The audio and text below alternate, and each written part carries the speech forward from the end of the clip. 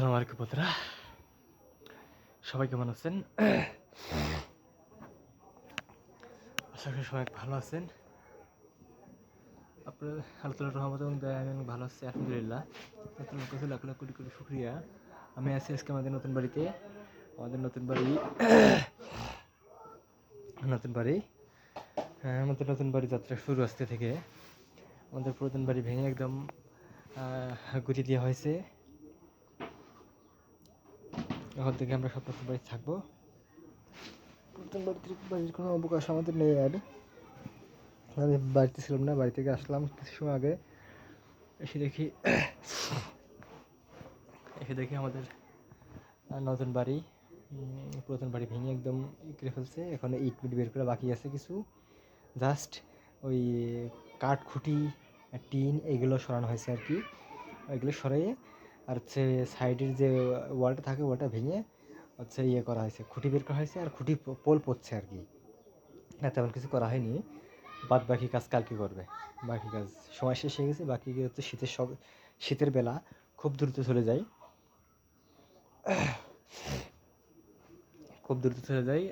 বাকি কাজ কালকে মিস্ত্রি আসবে, মিস্ত্রি এসে বাকি কাজ কালকে করবে ইনশাল্লাহ।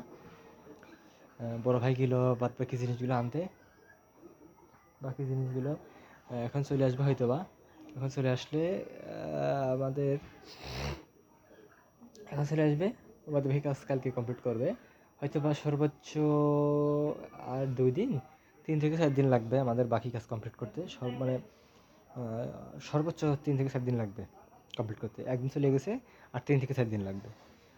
আরেকদিন বারান্দা সব কিছু করবে, দেখি সব কিছু করবে।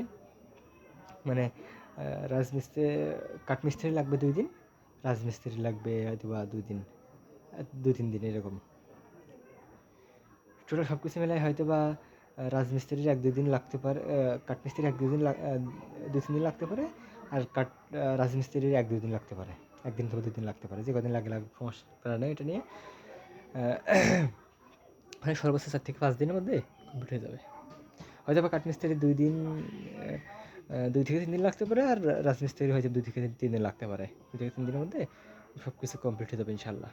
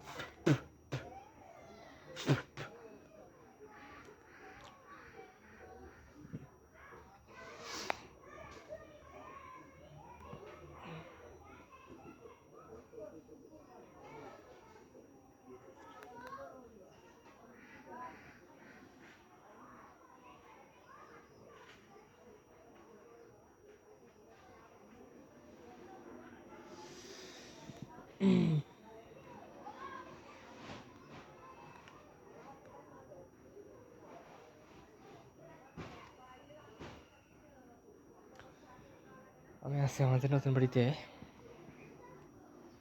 দিদারুল ইসলাম।